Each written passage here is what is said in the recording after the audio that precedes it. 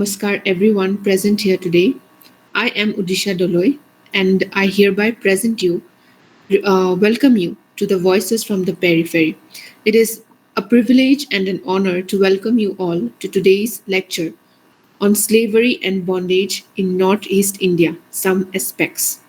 We are deeply fortunate to have with us the distinguished Professor Amrendra Kumar Thakur, a luminary in the field of Eastern Medieval Indian studies.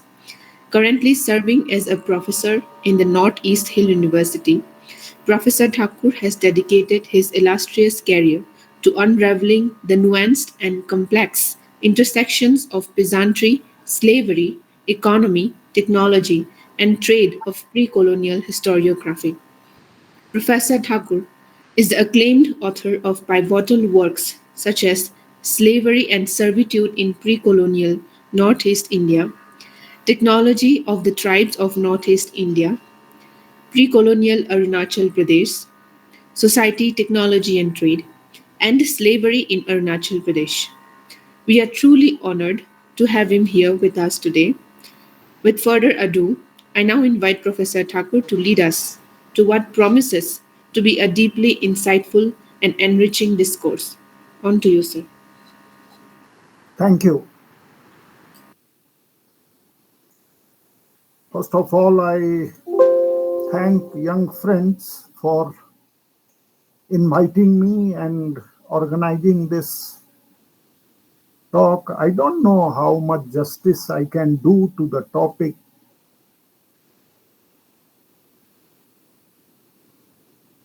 but it is true that slavery and bondage, or slavery or servitude, whichever form we say, has been one of my passion of research in Northeast India.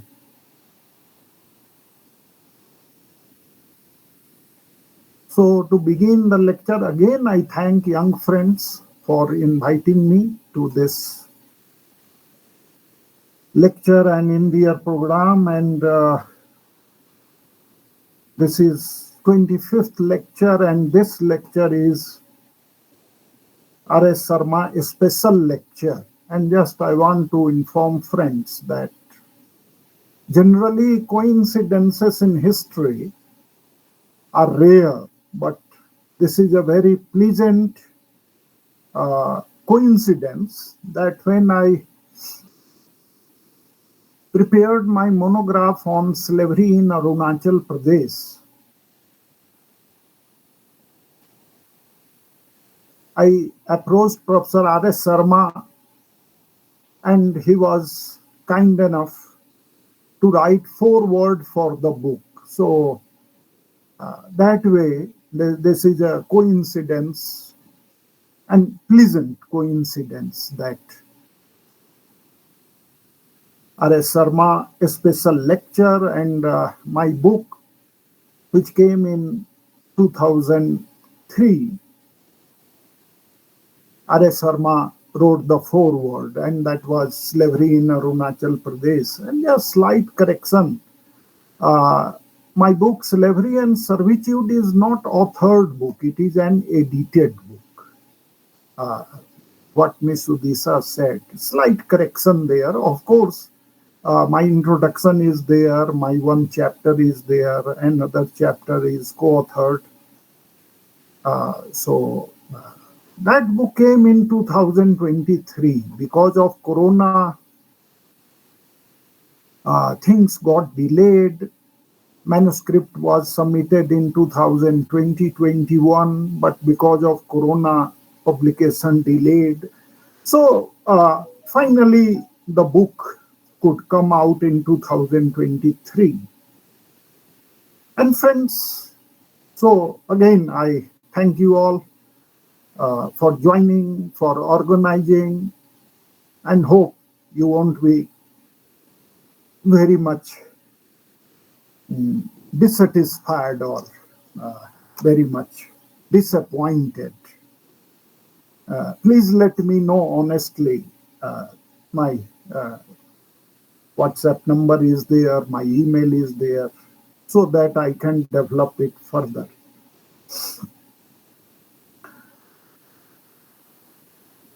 Our understanding of slavery has not been static and abstract. Over the past few decades, conceptual terminology related to slavery has evolved to achieve some sort of a balance between theoretical moves and experience based models based on classical Greece and Rome, as well as the exploitative and painful voyages across the Atlantic. Now, it is thus well appreciated that the practice of slavery integrated various areas, regions, countries, and continents through migration, warfare, trade, and economic expansion. It simultaneously divided societies by class, race, ethnicity, and cultural groups.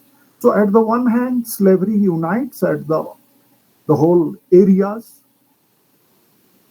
and on the other hand, it also divides society into classes, race,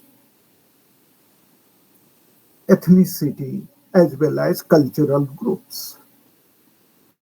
Unsurprisingly, historians and other social scientists argue for a comprehensive and transnational approach to a study of slavery, bonded labor, and labor relations.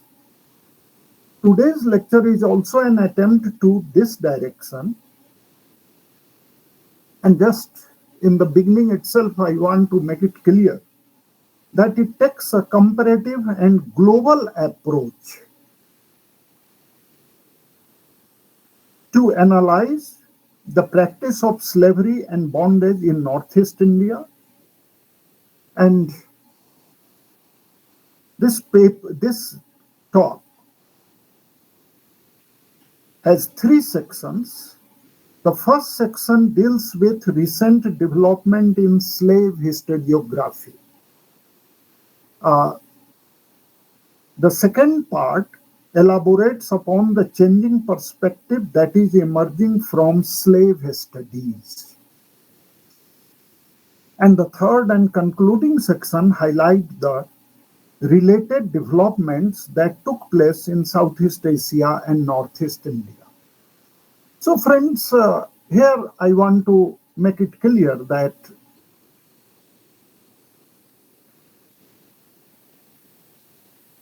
three sections of this talk. The first deals with, I'm repeating it, the first deals with the recent development in slave historiography. Second is changing perspective that is emerging from slave studies. And third is Southeast Asia and Northeast India. And friends, here, uh, when we talk about contemporary historiography, my contemporary historiography is hardly 5 years, because some of the books which were published by 2017, 18, or even 2020, 21, whatever possible I had during Corona, I was able to, I have done the review in my edited book, Slavery and Servitude in Precolonial Northeast India.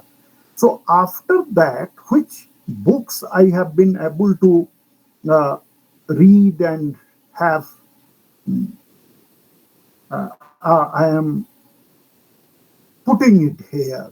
And at the outset, I must confess or tell or acknowledge, better word is, that I'm thankful to so many research scholars of our Department of History, NEHU, Ceylon, that they have helped me in various ways. And honestly speaking, some of them went for their own studies, and when they saw some archival file on slavery, they used to bring for me. And this is your love of the research scholars of the department and so many friends from other than NEHU.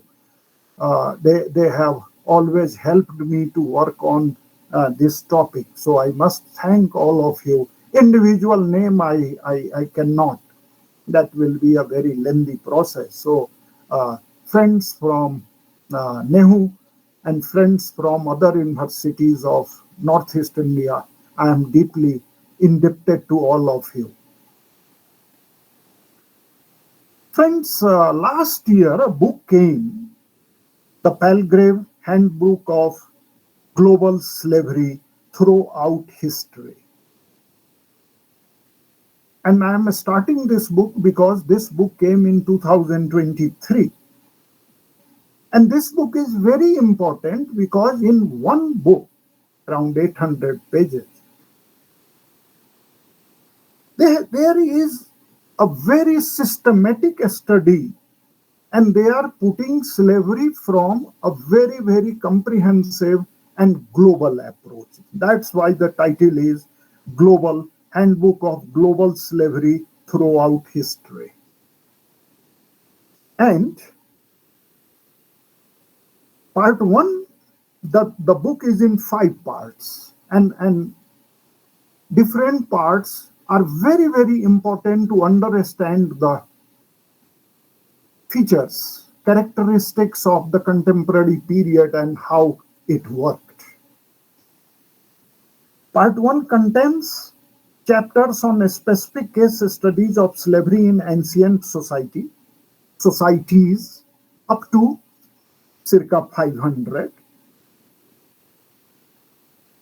The second part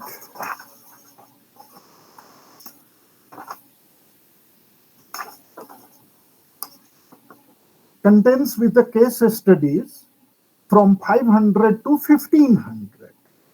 So roughly 5 to 15, broadly we can say medieval, or and the discussion increases from Arabian Peninsula to the Mediterranean and even South America.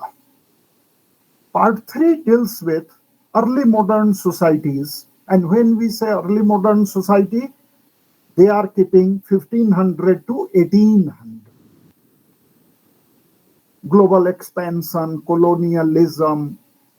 In case of India, 1757 Battle of Plassey, and by the time expansion of Europe, this phase all over the world. So, third section, 15 to 1800 circa, and fourth delves into practices of slavery in modern society, and that is 1800 to 1900. And the last section, fifth section, explores 1900 to the present. So, slavery as a subject of a study, which started from Greco-Roman world, ancient, gradually rise in Arabia or Islam, and expansion, medieval, early modern, exploration in the world and expansion of colonialism, and then finally modern society, 1800 to 1900, abolition, and those changes took place. And finally, when we say 1900 to present, nationalism grew in Asia, Southeast Asia, and finally slavery assumed new dimension, which is modern slavery, and this modern slavery is in various forms. So this book talks in one collection, global approach. Other book which is very, very important is the Cambridge World History of Slavery. And Cambridge University Press has published 4 volumes, not 5 like Palgrave, but they have independent 4 thick volumes and global concept. And it has started coming from 2017. Slightly periodization is varying, but more or less the same phases are there, where we are able to see that how these 4 volumes, and they are really voluminous. 1 or 2 volumes are around 900 pages. Another very important book, uh, just I will read. Unlike the Pilgrim Handbook, however, this book allows readers to delve into a wealth of case studies on a specific time period and regions, but does not encourage to or facilitate a clear understanding of the development of slavery over time from antiquity to the present. Because it is so voluminous, so lengthy, so elaborate that analyzing those 4 volumes is not very easy for the scholars. Another book which came around exactly 12 years ago, Routledge History of Slavery in 2012, it offers a more concise and accessible overview of global slavery. So now, friends, what I am trying to highlight here, that the leading publishers of the world, they are publishing books which is related to global concept, not very restricted to one region or one period, because dimensions of slavery, it is not static, it is changing, it is developing. And 2022, a book came which is title is Writing the History of Slavery. This came from Bloomsbury, London. And there, the articles provide reader with an excellent historiographical and methodological overview of global slavery scholarship. But it intended to introduce readers to historical approaches to slavery rather than providing an overview of case studies on slavery in specific settings. Because in one book, and we know critiquing is easy, writing is little difficult. So when I am critiquing these books, I cannot simply say, but they are very good effort, and anyone, if they are trying to develop understanding of slavery, bondage, servitude, indentured, any form of labor or labor relations from ancient till date, we have to look into these dimensions. 2022, another very important book came, Slavery in East Asia, Elements in the Global Middle Age. And when it says global middle age, Europe and Asia, everything, Africa, case studies are there. And this is again published from Cambridge University Press. Now, friends, when with this global approach, when we look into recent historiography of slavery, I will come to it when we say that how slave studies changing perspectives are there. But let me tell you, recent historiography of slavery has developed, and in the core, I can tell you, slavery was considered as a labor. Now, the part of labor is gone. And just to tell friends that in the edited book of mine, Slavery and Servitude in Northeast India, I have mentioned 4 or 5 areas of research, future research. I am not repeating those because that is gone already. I have written, and the book is published 2023, so I don't want to repeat those. But these books are not mentioned, and these are new areas where some friends can can start writing on this line. And one book I am mentioning, edited by Campbell, very renowned slave historian. And the title of the book is Bondage and the Environment in the Indian Ocean World. Now, slavery is being linked with environmental history, or environmental history is being linked with slavery, and this book came 2018. Another book which is very important is by Karl Plaza, Literature, Art and Slavery. I have read the review of most of these books, not the book per se, to be very honest, but I have read the reviews and their references. And now slavery is being studied on the basis of literature and art.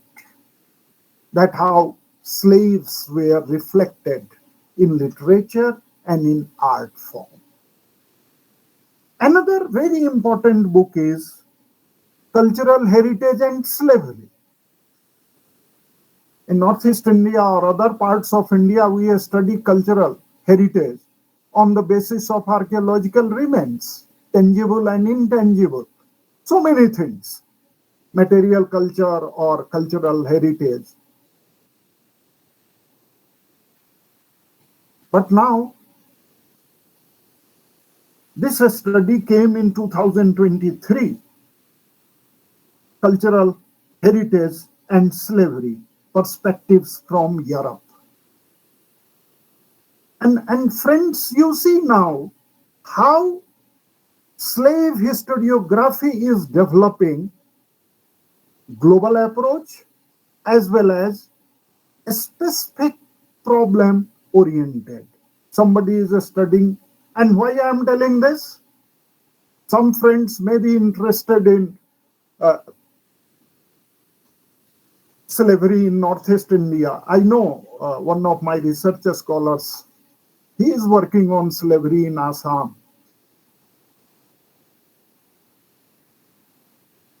Others are also have worked from Nehu or from Assam University, Silchar.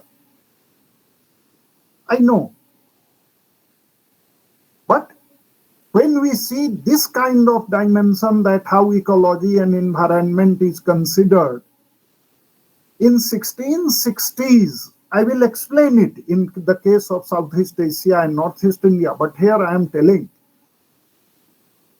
that the famine in Bengal and neighboring areas, and that famine extended to Assam, and during 1660s, the period, because of the famine, number of slaves who were traded increased. The desperate sale started. Similarly, the sale started in 1820s in Assam because of the famine, and British government allowed that slavery.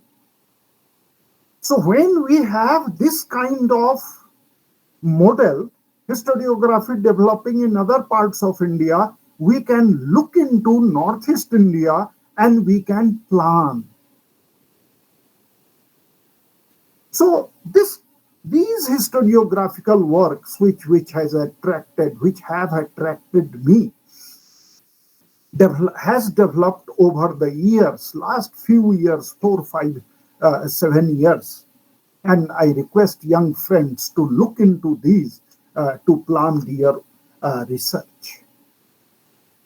And accordingly, friends, now I will come to second part of the lecture, which is changing perspectives. Most studies of slavery, however, converge on situations throughout world history in which human beings were or are, because modern slavery is are also. We can debate on any other occasion. Modern slavery is not agrestic slavery or slaves engaged in war. Now, sex slavery and child slavery and other slavery have developed.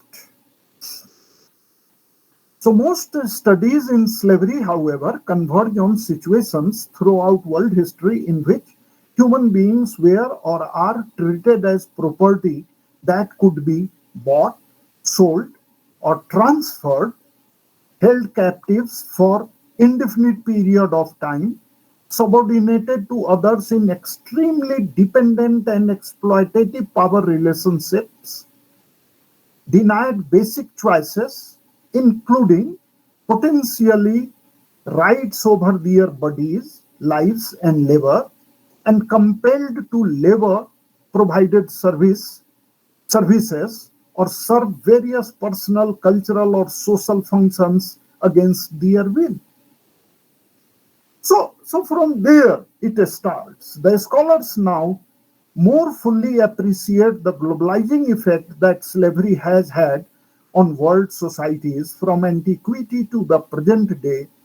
Slavery has, by definition, connected societies through forced migration, warfare, trade routes, and economic expansion.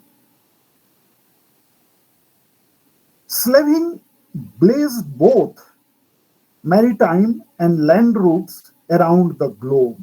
Global and transnational approaches to history focus heavily upon the global movement of people, goods, and ideas, with a particular emphasis on processes of integration and divergence in human experience.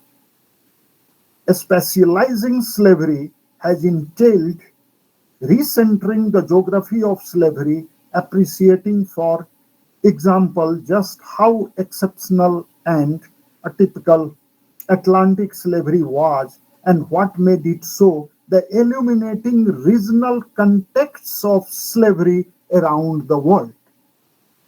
Please just pay attention to it. Forms of slavery and now regional contexts of slavery is coming as a changing perspective. But approach to understand those regional contexts of slavery is always or mostly global. And this global approach is developing recently. And if slavery has an essence, but its historical manifestations differ substantially across time and space, how can we study slavery as a global phenomenon? Now, the question comes, or the critique comes, that when slavery is, then how we can look into it, that if slavery has an essence, but its historical manifestations differ substantially across time and space, how we can study slavery as a global phenomenon. But here,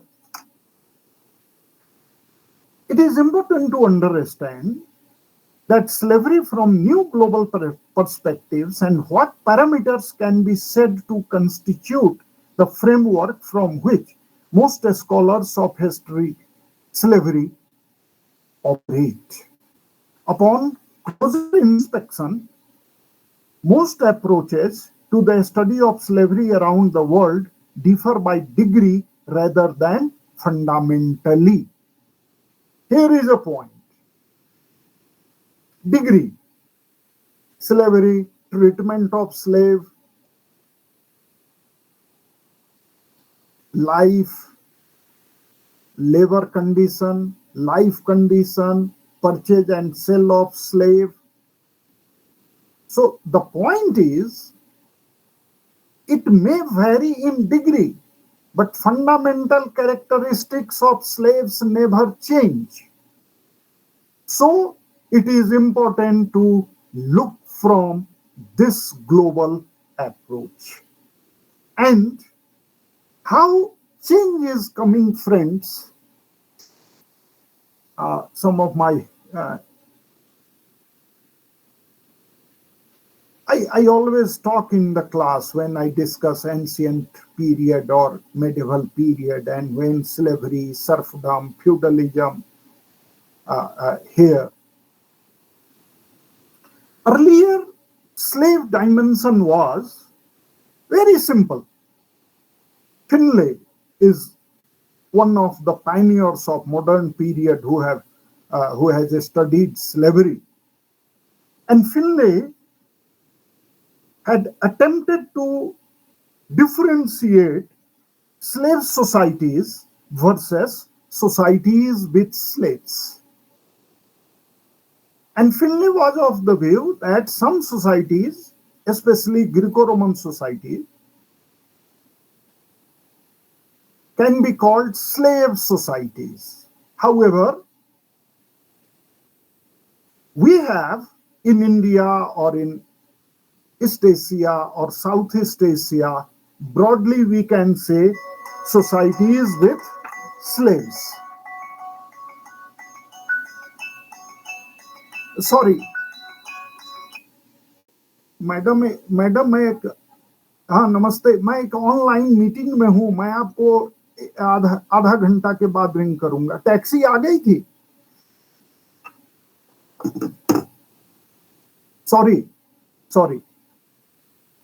So Finlay differentiated between slave societies, which we broadly say Greco-Roman society, and societies with slaves, like Southeast Asia, other parts of this region, where Greco-Roman kind was not there. The degree was different, but fundamental characteristics of slavery in our societies were the same.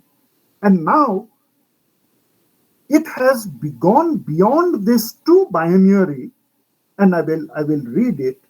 This has led to a further clarification of what distinguishes slavery around the world from serfdom, debt bondage, various forms of indentured servitude, imprisonment, peonage, forced labor, and related asymmetrical dependencies.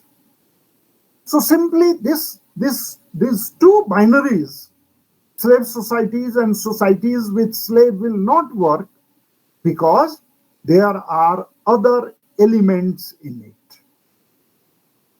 And contemporary scholarship has moved beyond this two binary. Another very popular and very fundamental approach was by Orlando Patterson. And Patterson has given simply, see, he analyzes slavery from social death. Slave or slavery as social death. And those who are familiar with the writings of Orlando Patterson, they understand the analysis that how when they are sold, they are killed, they are detached from the cultural environment where they lived, and they are migrated, forced migrated, or they are sent to another alien condition.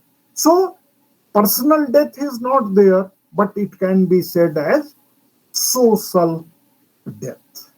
However, now from that very simple understanding of social death,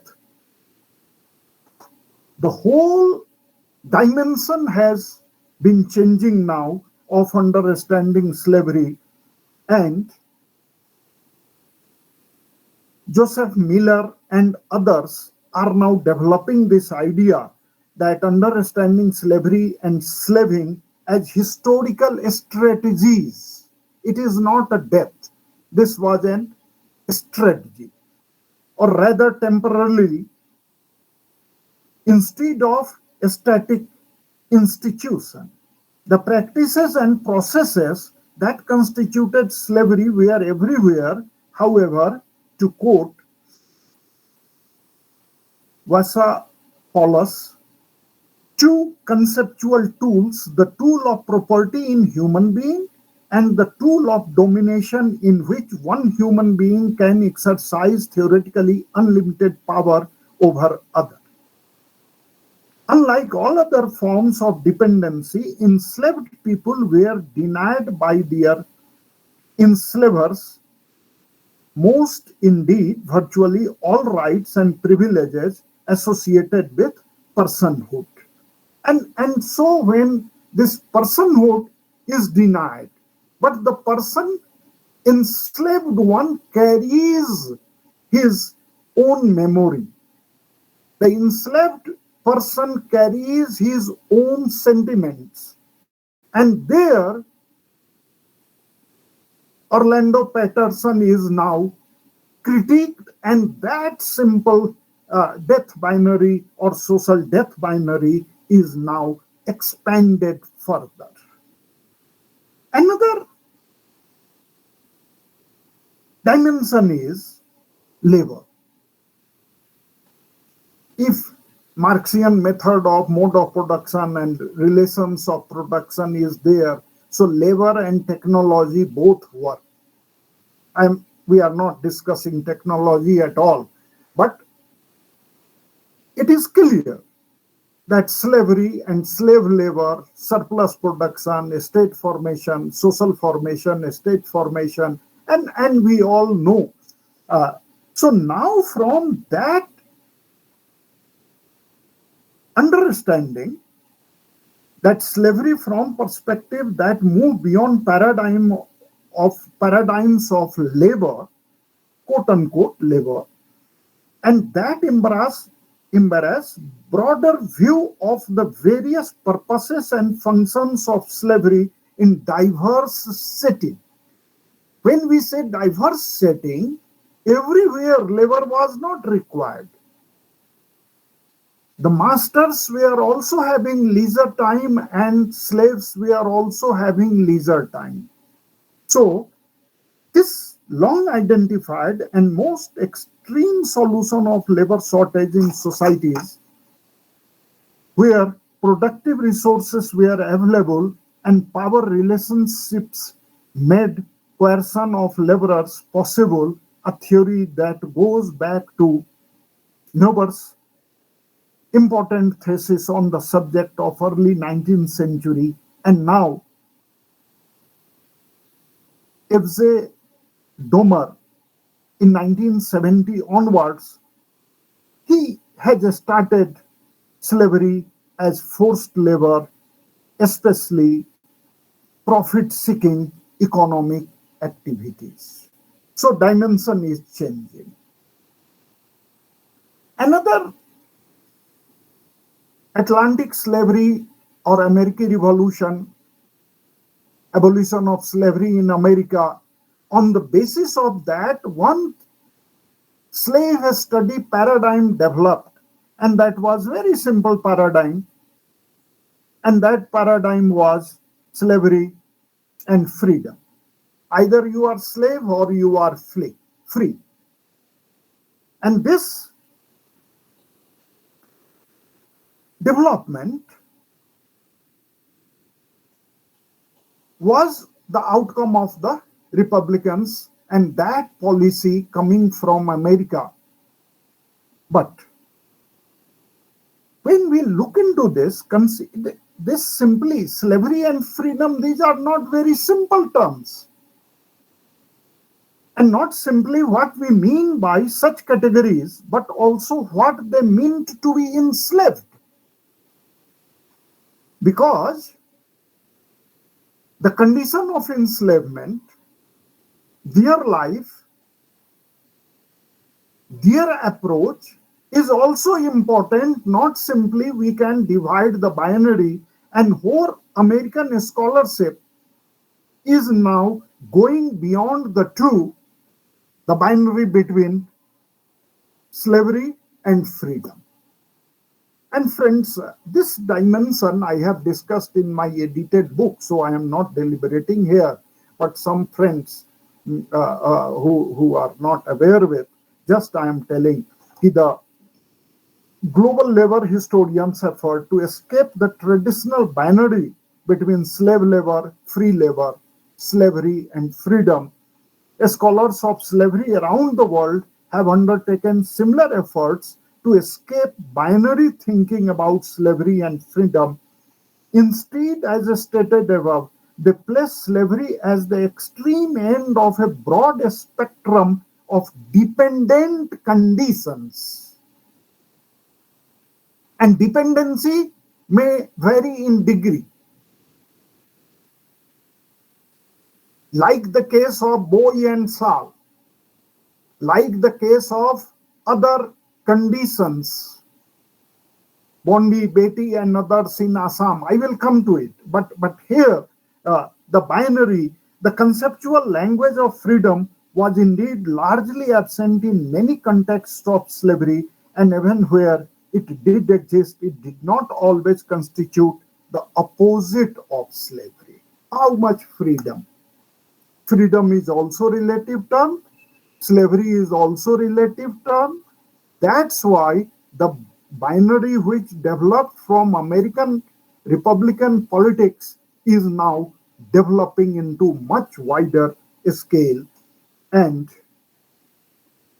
now, to conclude this section, section 2, I must say that scholars of slavery around the world continue to debate and disagree on various aspects of slavery in different contexts, and consensus is unlikely given the enormous variety of its historical manifestations across time and space.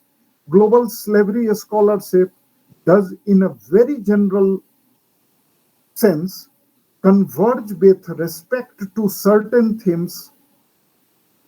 It understands slavery as a temporarily and especially changing collection of practices and processes situated at the most extreme end of a broad spectrum of unfree and dependent conditions, whose rootedness in theories of property in human being and the exercise of unlimited power over another person's body and life.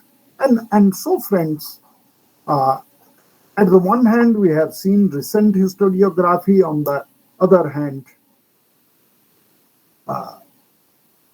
how themes have been changing.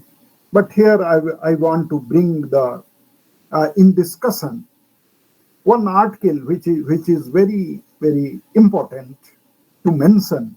David Brown Davis.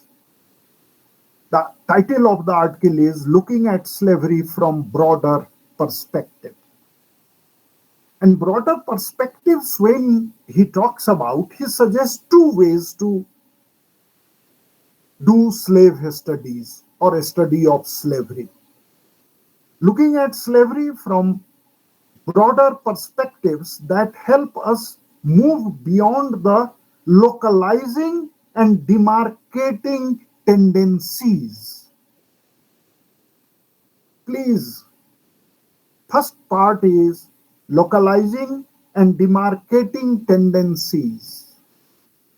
Because the moment we try to study slavery from modern political demarcations, like slavery in Meghalaya, slavery in Garo society, slavery in Arunachal Pradesh, slavery in Adi society or Nisi society, or slavery in Mizoram, or slavery in among the silos. How you can study slavery among the silo or Mizo or Nisi or Adi without going beyond modern political boundary? Because slave trade was there, recruitment of slave was there. That's why The article suggests two ways. The first is move beyond the localizing and demarcating tendencies, and the other is give two or more examples of human bondage and compare, analyze, and contrast. So you move beyond. Take one, two, three examples, and I will cite one PhD thesis which has been submitted from France in 2020, and then I will explain how very nicely the scholar has studied three groups of Northeast India. I will explain it, but as a method, I am trying to explain it. And the second method is to take global or multinational view of the origins, development, and evolution, which can be thought of as a way of gaining broader insight into world history and the human costs of modernization.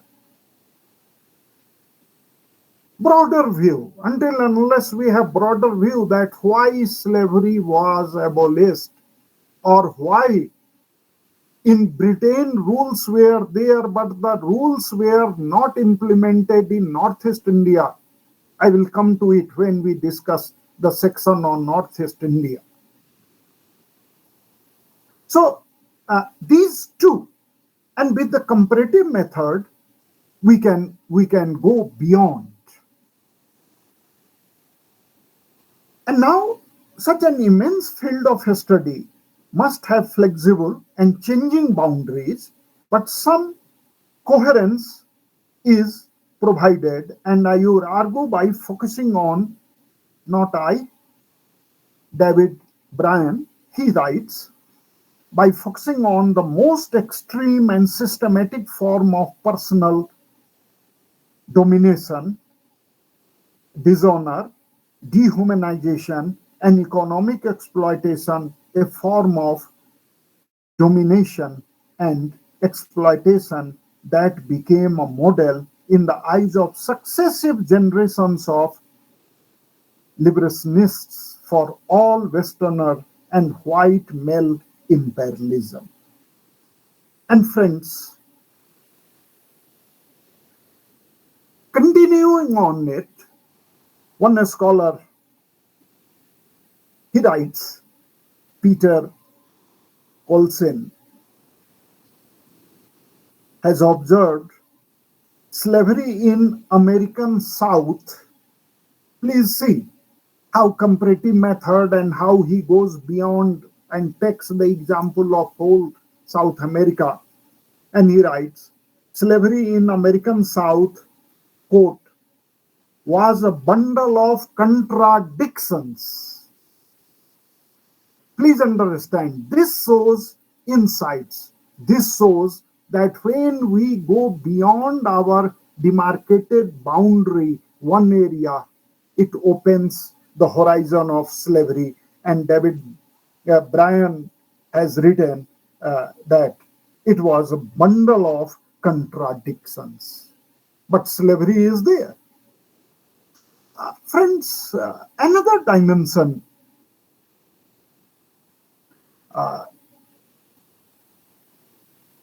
is very, very curious.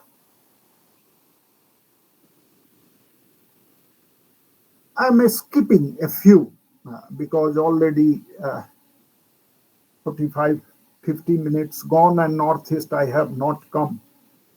So just I will tell you that how one book has come, and the title of the book is The First 2 Centuries of Slavery in North America.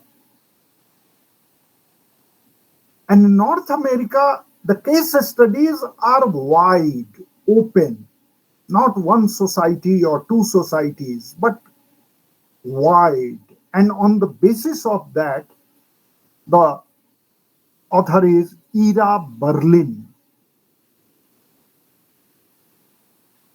And in that book, very fine example of empirical data, four broader groups, and then comparison comes.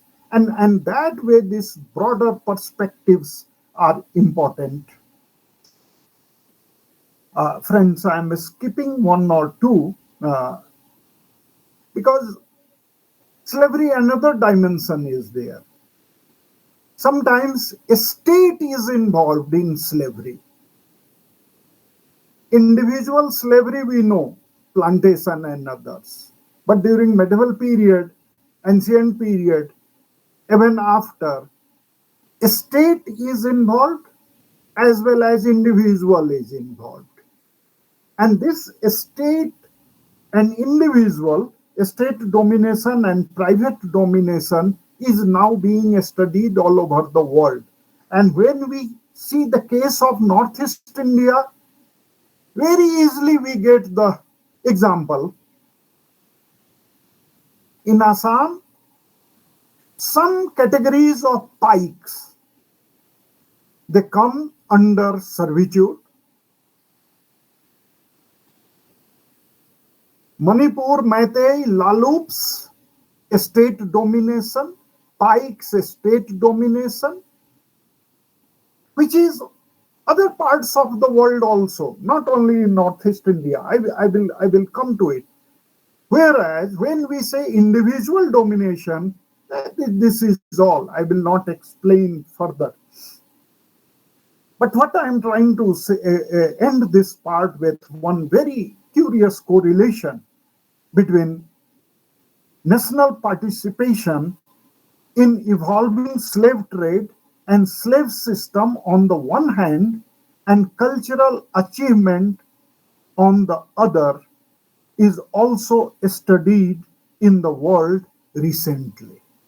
Two things: slave trade and slave system is flourishing on the one hand, and cultural achievement is also developing on the other. From Renaissance humanism, Florence and Genoa, to 18th century England, each region's maximum involvement with African slaves coincided with a time of cultural creativity that was at least remotely associated with economic and political power. When we say Renaissance humanism, human dimension is developing, that cultural progress is taking place. Reformation came. However, these cultural developments or these socio-cultural developments and improvement at the one hand continued, but the slavery system and slave trade and exploitation of humans continued uninterrupted or developed more. So this kind of national participation and curious correlations between the two is also being discussed now other parts of the world. And very fine. In Northeast India, we can very simply say that slavery in Assam continued, whereas Neo-Vaishnavism and other developments was at the one hand cultural development, on the other hand slavery as an institution continued. Govindji, Meitei kingdom, Meitei rulers, worship of Govind, Krishna, Vaishnavism developed at the one hand, Nai, Manai, Lalup and others continued on the other. So cultural development, this is a curious correlation, slavery and cultural development. Friends, we will discuss it when time permits. There is another dimension that how Atlantic slave trade suggests how interconnected the histories of Africa and Americas were, and this interconnected reality has spurred historians to rethink older histories that tended to treat American slavery, and how this continental connectivity is there. Now, this kind of development is taking place. Friends, and this kind of continental connectivity in India, political rule was established of the British East India Company, England, but India was being visited, and European traders traded not only from England but also from Portugal, Dutch, French, Denmark, Germans, and Swedish and Greeks, Austrians. And in 2020, I request young friends, especially if they are interested in understanding this political economy and development. Swagata Bhaduri has written a very good book, Polycoloniality, European Transactions with Bengal from 13th to the 19th century. It is not that British came and Battle of Plassey, 18th century. Traders were coming and trading much before that, and Bay of Bengal, Bengal was there. And Northeast India is not very far from Bengal. So this new dimension has come where historians and scholars are looking it as from the perspective of polycoloniality. Friends, when we come to Northeast India, I know very cold Shillong and almost 1 hour we have gone. Allow me 15 minutes Northeast India, and then we can discuss so many things about Northeast India. I'm not going into the review of literature of Northeast India because I have done it and other scholars have done it. From our department, Miss Oben Dangla, she did a PhD thesis on slavery in Nagaland. She has done it. From our department, one PhD thesis was done on trade in whole Nagaland, Visetonu Natso, and she has done extensive study of slave trade, Nagaland, Assam, Nagaland, Barak Valley, and other areas. So I am not, and there, one PhD thesis of Assam University, Silchar of Lalmung Hrankal, that thesis is talking about silos. So I am not going into the review of literature that 2003, my book came on slavery in Arunachal Pradesh. 2006, Indrani Chatterjee and Eaton's book came on slavery and Southeast Asian history. 2016, Sajal Nag's book came, though title is Whole Northeast India, but it has nothing to do with Northeast India. It is mainly on Mizoram and Silo and the controversy between Fraser and Cole. But 2016, a very good book has come on this. 2023, my book came, edited book came on slavery and servitude in pre-colonial Northeast India, where most of the societies of Northeast India is there, and only because of Corona, I could not get article from Sikkim, but I'm thinking, and we are better to say trying to have at least a good article on slavery and bondage in Sikkim. So friends, I'm not going into the details of it, but what happened for Northeast India, I will tell you. And then I will say, cite the example of that PhD thesis which came in 2020. and it was uploaded on France. Like in India, we have Sodh Ganga. France also has their own. And one of my critique, my friend, he has access to some foreign universities websites. So when he was checking what are the new studies coming from France on India, he came across and he shared me. I'm thankful to him.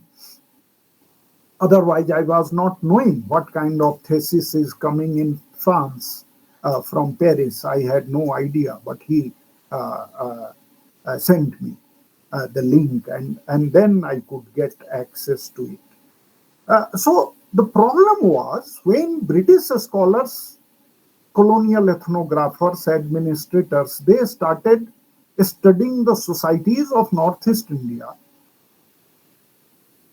They were writing back to the English readers in England and other parts. So they were trying to have English equivalent to the term.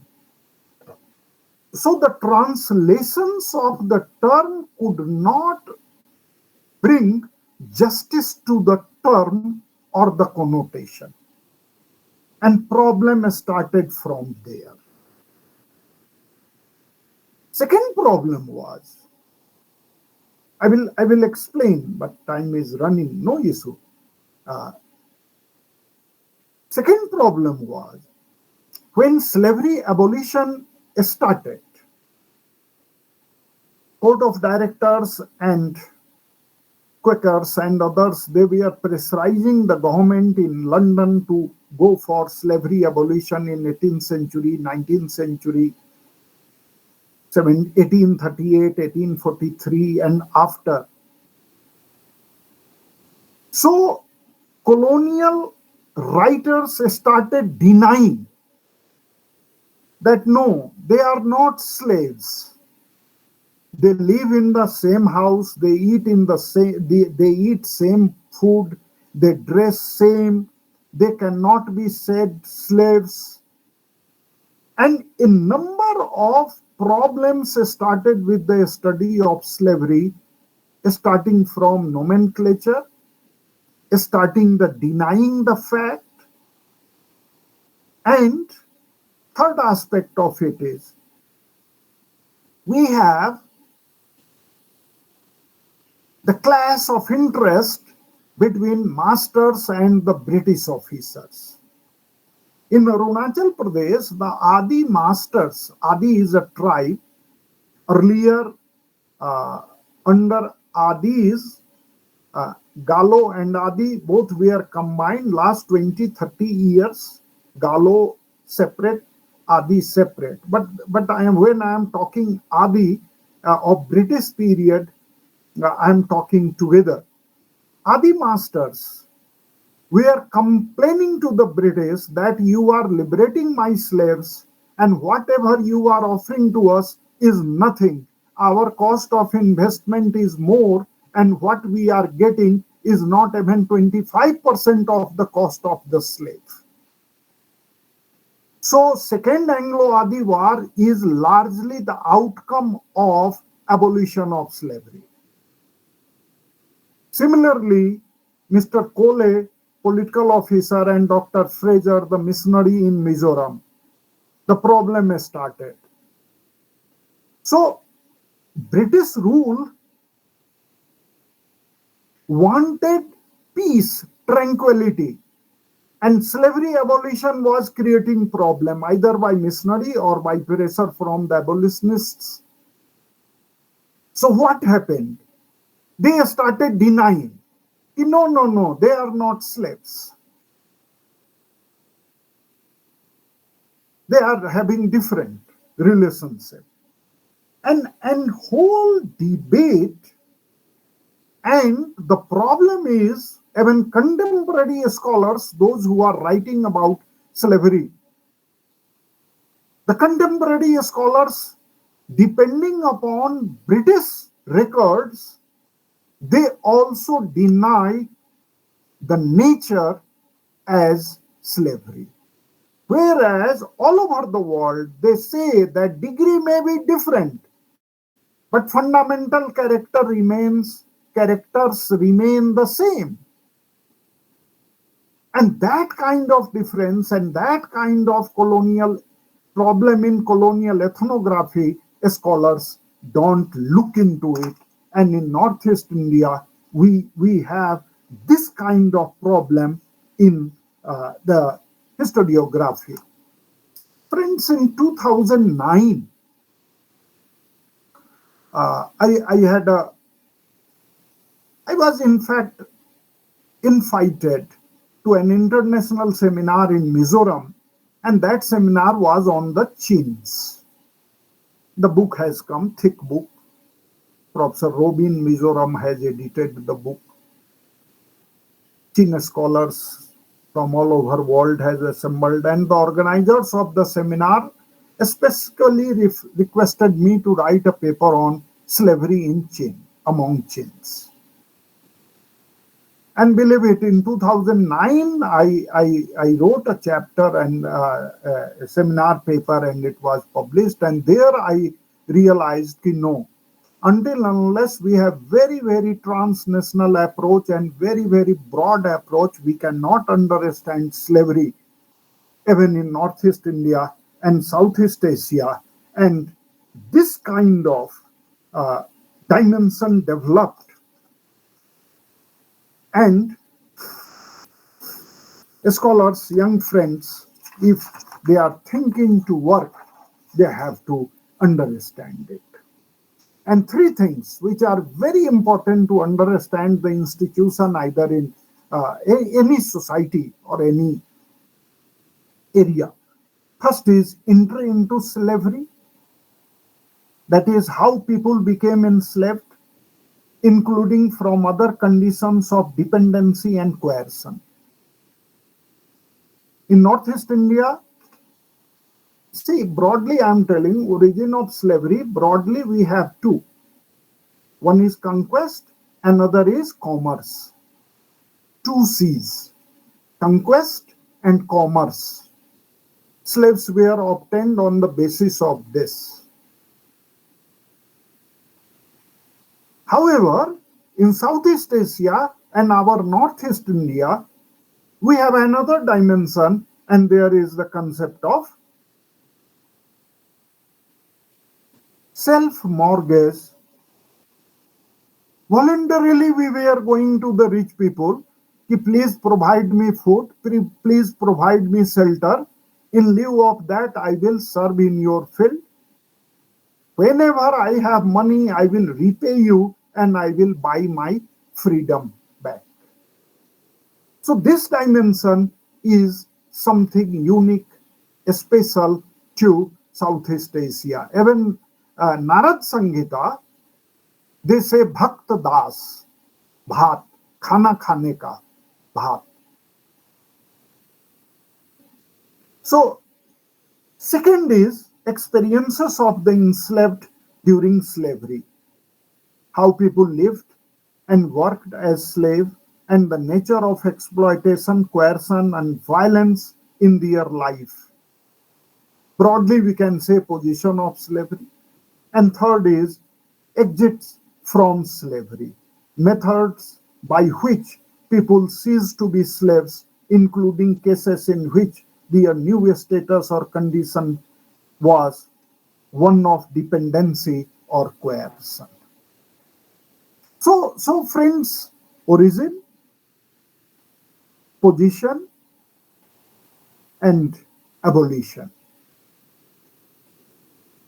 And what thesis which has come from the School of Advanced Studies in the Social Sciences, École de something, I cannot pronounce that French, Paris 2020. The thesis is by Yaru Pam Muiwa.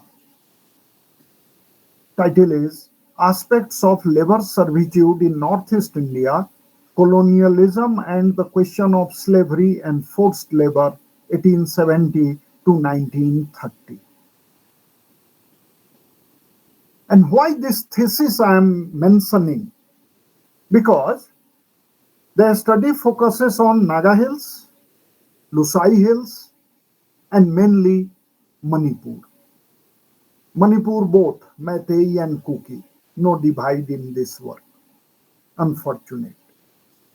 What is going on contemporary time. The study focuses on these three, and this is extensive study, not only empirically rich, but also situate the discussion with global and comparative method.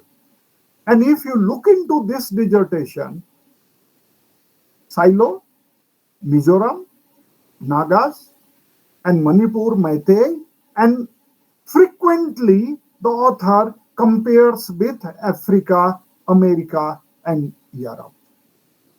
And I am telling you, this kind of historiography is developing in the West. We are not discussing. We are discussing hardly. Sometimes we say, don't go that big topic. Select very small topic. PhD should be easy. That work is, if you look at broader level, global level, a very wide, broad perspectives are taken. And similar studies, already I have told that Lalring, Moi, Harangkhal, her work is on Mizoram from Assam University, Silchar. Our research scholar, Oben Dangla, worked on slavery in Nagaland. Vise Tonu has worked on trade in Nagaland, and she has done extensive work on slavery. One of my research scholar, he is doing, Assis is doing on slavery in Assam, whole Assam. But sometimes he wants to focus on Brahmaputra Valley, which I don't like. Broad we should be. So I am telling, and there I am, friends, just giving the example of how slave trade was there and what kind of network it developed. And the price of the slaves is very, very interesting. Rich, sorry, high caste slaves costs, they cost more, low caste less. Women, girls cost more, men less. And a male slave is costing rupees 20 to 28. This is a discussion given by H.K. Barpujari. A woman costs 35 to 40 rupees. Girls 8 to 12 rupees. Low caste slaves were disposed of at a cost about one third less than the higher caste members of the slave community, which means that if the cost of an upper caste slave was rupees 24, that of a lower caste was 16. Kamrup, one men rupees 40, boys 20, Nagaon 20, 15, women 20, 15, girls 12 to 20. Now, here is a long list given, and I will mention a PhD thesis by Neken Jamir of Nagaland University. Naga Burmese trade relation from pre-colonial to colonial times, and why I insist and quote this, better word is citing from this thesis. He has contradicted. Hutton has written that female slaves costed more, but Neken Jamir's field study did not support the view of Hutton, and he has given a list of slaves that men or male were costing this big, and female wear less. And on the basis of that, this was going on. And friends, I want to bring into picture here a very cited book, and that book is by James Scott, The Art of Not Being Governed, Jomia and others. But a number of formulations in that book of statelessness is not applicable in Northeast India. It may be applicable to certain areas beyond Burma, and where Jomia territories were there, and sometimes Jomia territory is very, very imaginary territory. And I have reviewed the book on which, a book on Northeast India, which the book is based on directly on James Scott, The Art of Not Being Governed. In lieu of that, we have to look into the book by Reed, where he is talking about commercialization and development of commerce in Southeast Asia. And there he is talking about this. Sanghimitra Misra, her recently one very good book on Garos have come, where she is talking about Garo cotton trade and Garo Mughal relation and British and political economy. Very good. She came a few months back to our department and gave a very good lecture. She has cited about, she has given a table, and that from her writing I have brought the table here. Among item of export from Bengal to Assam and export from Assam to Bengal, and there slave is mentioned as 2000. And if we look into Hamilton Buchanan, W. Hunter, Indrani Chatterjee, Rila Mukherjee, and so many other writers, we get a number of information that how slaves were traded from Assam to Nagaland, from Nagaland to Barak Valley. In Barak Valley, traders were waiting there that when from the hills slave will be brought, they will buy those slaves, keep in the house, and they will sell those slaves to the Dutch or Armenian or Portuguese or British or French traders. So slaves from Northeast India were very much part and parcel of global trade network, and that's why I insist we have to look into broader perspective, global perspective. Rila Mukherjee has written a very, very good article, Mobility in the Bay of Bengal, Medieval Raiders, Traders, Estates and Slaves. And people were moving. And Northeast India, and a specific information is there that people were coming to trade with Garo and Khasis. Joai, Jaintiapur, Panars were part and parcel of global trade, extensive trade. I'm not talking slave trade, but extensive trade from Kapli Valley, Nartiang, and Jaintiapur. So this trade network was there. Slaves were part and parcel and essential component of this slave, of this trade. Another dimension is, friends, to understand slavery in Northeast India, that at the one hand, Bengal, Koch Kingdom was trying to expand in Northeast India. On the other hand, Burma, Kachin and Sons, they were trying to penetrate via Arunachal and Nagaland to Northeast India. And Northeast India was being sandwiched in between the two. Burmese invasion, invasion from Bengal.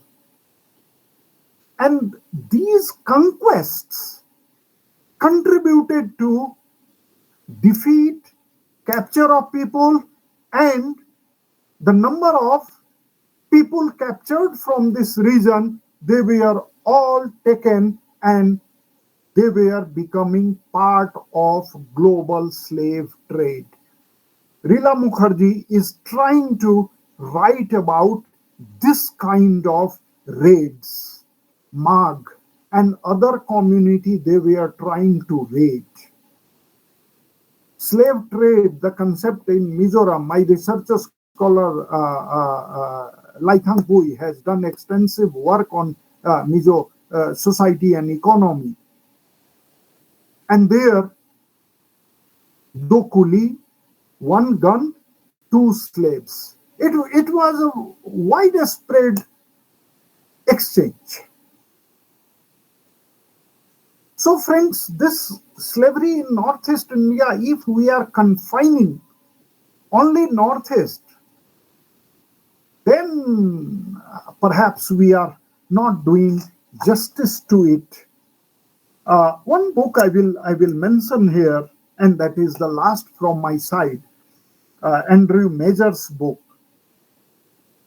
Sorry, Andrea Major, Slavery, Abolitionism, and Empire in India, 1772-1843. And there, she is trying to analyze that what British made rules for England and what they are implementing here, it was all double standard, and British in fact never wanted to abolish the slavery because whole Calcutta depended upon slave labor, and slavery were from other parts of India also slaves were coming to Calcutta. Anirudh Ray, Sadaf Bano, and a number of scholars, especially medieval historians, they have written on it that how slaves were coming to Calcutta. Problem in their writing is they don't write from Calcutta where they were going. They were part of global trade. And again, I will tell, degree may be different, but fundamental character remains the same. And colonial writing has to be studied from very, very critiqued perspective. So from my side, I will stop here. If some of you want any clarification or anything, please let me know. So this is all from my side.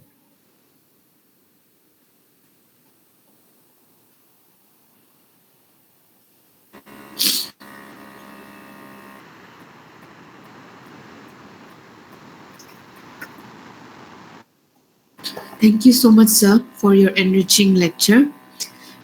We really gained so much from this lecture. From now, I would like to request Ayush Dey. Uh, you would like to say something, Ayush? Am I audible? Yes, yes, Thank you, yes. sir, for this astonishing lecture, and we learned a lot from this lecture, sir. Uh, to all the distinguished listener and who are also watching from our YouTube live.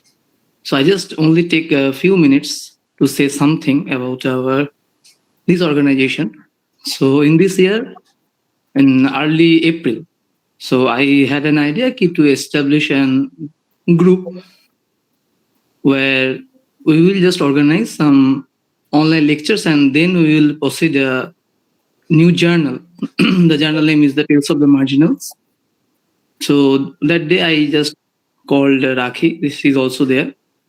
And again, I Pallab, Udisha, and then I just told them, ki, let's do it. But we need one advisor. And then I just came to Sir, Mr. Thakur. So I just asked him, sir, we are just thinking about to establish a student organization like this, just from the periphery, where we will organize some online lectures, and then we'll also thinking about publishing a journal. So, sir, then that time, when I was like, I just have no idea how this organization will run, how these journals can work. But sir helped us a lot.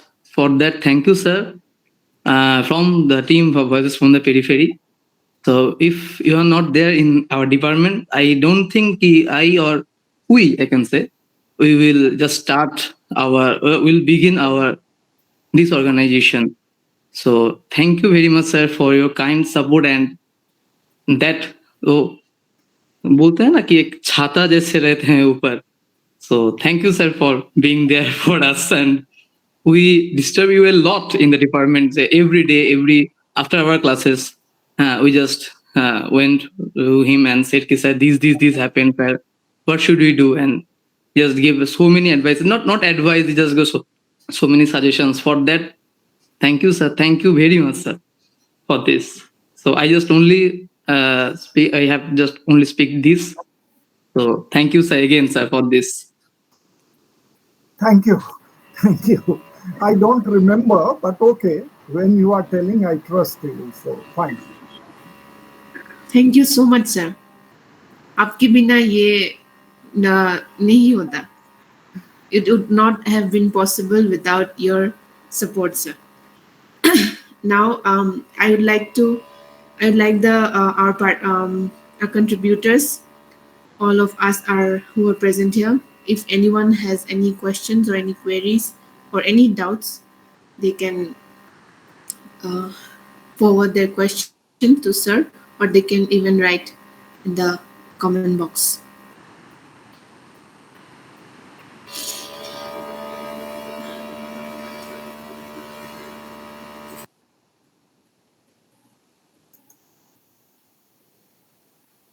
So if anyone don't have any question from it, we will just take some question from our YouTube. So there are some questions.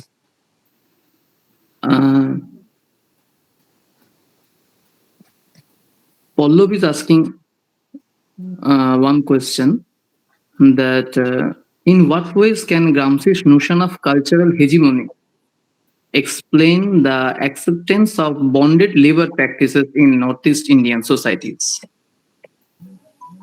Yeah, I know when we say social death of Patterson's, the whole idea of hegemony and migration and that development is there. But this hegemony and dominance and coming from Gramsci to other postmodern scholars, it goes into different dimension. When it comes to slavery, largely we focus on social death concept, and there dominance is there. We cannot deny it. Thank you, sir. We'll take another question. Shogoto is asking one question.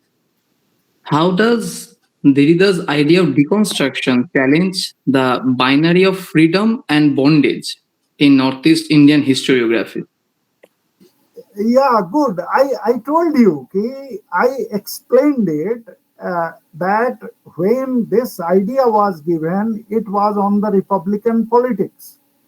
Now, we are looking into postmodernist Derrida or Foucault, whatever you call, both of them together, or starting from Nietzsche, better to say, that when we look into freedom and slavery, what is the degree? Because postmodernists don't put into that collective, they look into the differences. So Derrida, Foucault, and if you see the concept of power from Foucault, it is more apparent there. So I agree to you that when postmodernism, and that's why I told you that when emerging new trends are coming, there is the whole debate about the degree, that what is the freedom, degree of freedom, and what is the degree of this. So if we look into uh, Derrida or Foucault, those postmodernist approach, slavery is now going into new dimension. So thank you pinpointing this. This is very good and valid question. I just in guarded sense I told that now dimension is changing, and dimension is changing with postmodernist this kind of analysis. Thank you, sir. Uh, Aditya Shankar Chattopadhyay asked another question. How do oral traditions and folk narratives in Northeast India reflect the experiences of those subjected to slavery and bondage? And how do these sources problematize the colonial archive? See, because most of the hill societies were pre-literate societies, and in pre-literate societies, everything was oral. And when slave histories were being written by colonial writers, or for that matter, Warrior Elbin, Emmendorf, and others, in fact, they wrote the condition, but very seldom we get into their voice or narratives from the slaves. But in oral tradition, we have a number of, I have written in my book, Slavery in Arunachal Pradesh, which came 2003. I have written there that what kind of oral narratives were there about the origin of slaves, and what kind of narratives were there about origin of masters, and all they are based on field studies, and narratives are there. But we don't have much on this genre, because they were not recorded in the beginning. And now change is so fast that unlike America, unlike Europe, here people don't want to divulge their slave past. Some of them, I have met a number of them. They say, yeah, grandfather or great grandfather was there. Now we have no idea, which is true, because slavery post independence period abolished, so large number of change took place. So that kind of narrative is not there. But I will tell you one example, that what kind of problem archives is having and colonial writing, that is about Burmese expedition in Assam and role of Singhos and Khamtis. Burmese, they came, attacked. Colonial accounts, better to say, inform that thousands of Assamese were captured, taken into the hills by Singhos, and they were sold even up to Bhamo in China. However, contemporary literature, which is Burundi's, contemporary literature, they don't mention that magnitude of invasion, enslavement. However, they mention about. So there is a problem in colonial ethnography, colonial archives. And I will mention the point which I uh, mentioned earlier, that the whole problem started with the colonial politics, colonial translation of the native term. So these are the problems scholars are facing in analyzing slavery in Northeast India. Thank you, sir. If anyone has any question from our Jimmy, they can unmute themselves and ask questions until we will take another question from our YouTube. So Arnav Rohit is asking one question. How did the ecological specificities of Northeast India, such as its forest-based economies, shape the forms and persistence of slavery and bondage in the region? See, it was very, very labor incentive. Jhum cultivation was there and it was very, very labor incentive. So automatically bondage or slavery was required. Second was on trade mission to carry the load, slave labor was required. So it was not very difficult, but bondage and slavery, every almost every society we have experience, and that's why the binary which was created earlier, slave societies and societies with slaves. Earlier, 2 3 years ago, 5 years ago, I was also even presently to make it easy to understand in the class I mentioned.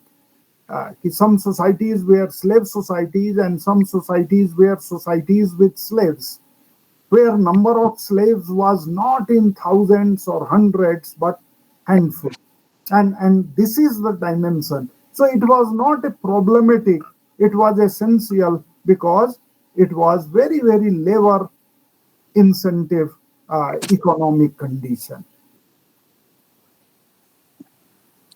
Thank you, sir.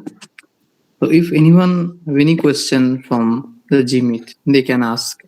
They just unmute themselves or they can write in the chat box also. Odisha will read out the question.